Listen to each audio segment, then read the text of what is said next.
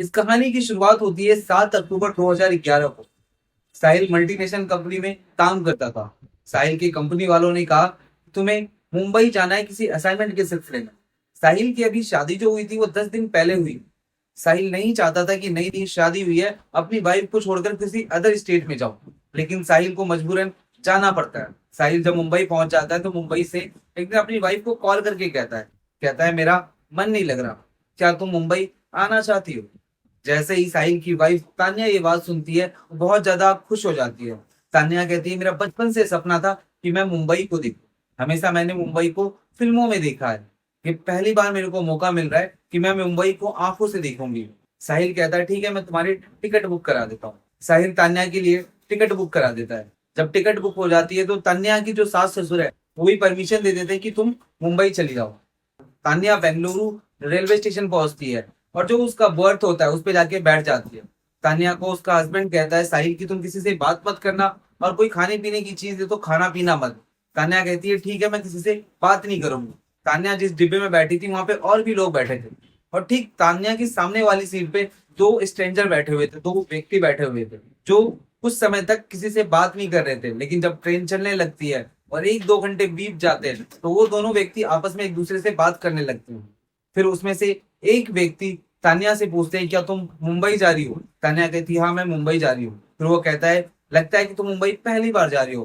तान्या कहती है हाँ मैं पहली बार जा रही हूँ। व्यक्ति कहता है परेशान मत होना, अगर कोई भी परेशानी हो या दिक्कत हो तो हमें बता देना। फिर वो दोनों व्यक्ति कुछ खाने लगते हैं और वो तान्या से पूछते क्या तुम खाओगी?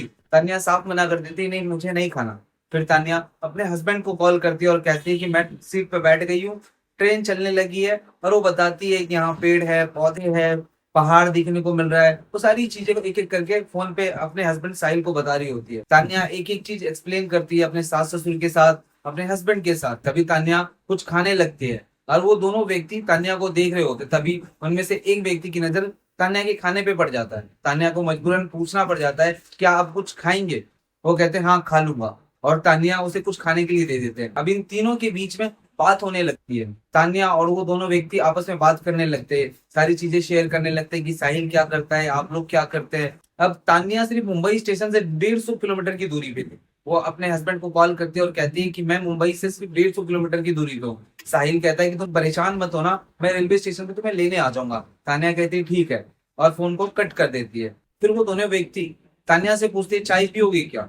तान्या मना कर देती है नहीं मुझे चाय नहीं पीनी, लेकिन फिर भी वो 3 चाय ले लेते हैं और एक चाय तान्या को दे देते हैं। जैसे तान्या को चाय देते हैं तान्या बेहोश हो जाती है और वो वहीं पे लेट जाती है।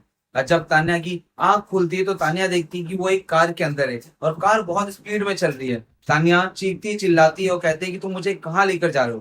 पहले जो तान्या के साथ 2 व्यक्ति ट्रेन में थे, अब तीसरा व्यक्ति कोई और था जो कार ड्राइव कर रहा था। तान्या जैसे चीखने चिल्लाने लगती है उनमें से एक व्यक्ति तान्या को जोरदार थप्पड़ मारते हैं और तान्या बेहोश हो जाती है। तान्या की ऐसी हालत हो जाती है वो ठीक से चल भी नहीं पाती और वो गाड़ी जाके रुकती है मुंबई के रेड लाइट एरिया में। तान्या में इतनी भी हिम्मत नहीं थी कि वो अपने पैरों पे चल पाए। तान्या को सहारा देके वो दोनों व्यक्ति कोठे के अंदर लेकर जाते हैं। वहां पर वो दोनों व्यक्ति 2 औरतों से है ना रेट लगा रहे होते हैं कि तान्या को कितने में बेचना है। रेट लगाने के बाद ये तय होता है कि तान्या के बदले उन्हें 45,000 रुपए मिलेंगे। तान्या बहुत ज्यादा विरोध करती है, लेकिन वहां पे उसका विरोध सुनने वाला कोई नहीं था। तान्या चीखने चिल्लाने लगती है और वो दोनों व्यक्ति 45,000 रुपए लेकर गायब हो जाते हैं। वो दोनों व्यक्ति तान्या को बेसहारा छोड़ देते हैं। ऐसे ही करते करते पूरे 16 दिन बीत जाते हैं। इधर साहिल भी बहुत परेशान होता है। साहिल हर तरीके से तान्या को ढूंढने की कोशिश करता है, लेकिन तान्या कहीं भी नहीं मिलती। तान्या का फोन भी नॉट रीचेबल आता है। वो बेंगलुरु जाता है, वहां पे सीसीटीवी फुटेज को चेक कराता है। अब साहिल को कुछ भी समझ नहीं आ रहा होता है कि क्या किया जाए, कैसे तान्या को ढूंढा जाए।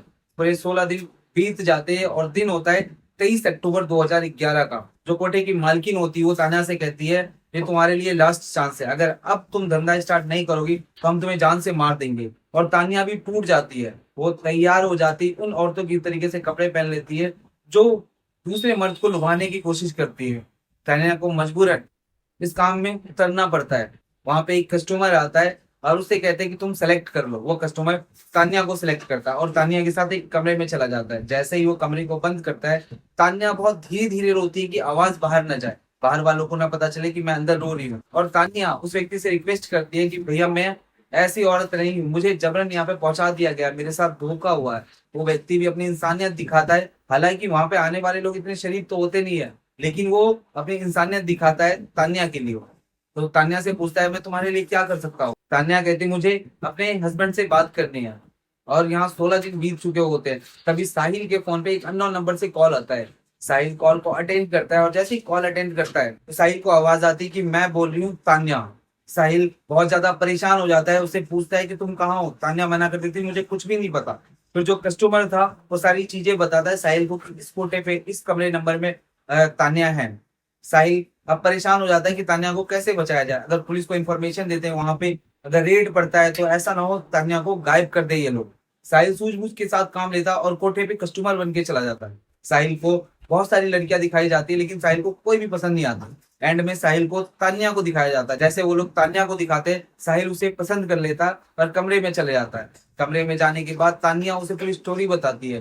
फिर साहिल कहता है तुम परेशान मत हो, सब कुछ ठीक हो जाएगा। और साहिल वहीं से पुलिस कंट्रोल में कॉल कर देता है। पुलिस की पूरी टीम कोठे को चारों तरफ से घेर लेती है और तान्या को साहिल को डिटेन कर लिया जाता है। इस तरीके से तान्या और साहिल दोबारा मिल जाते हैं।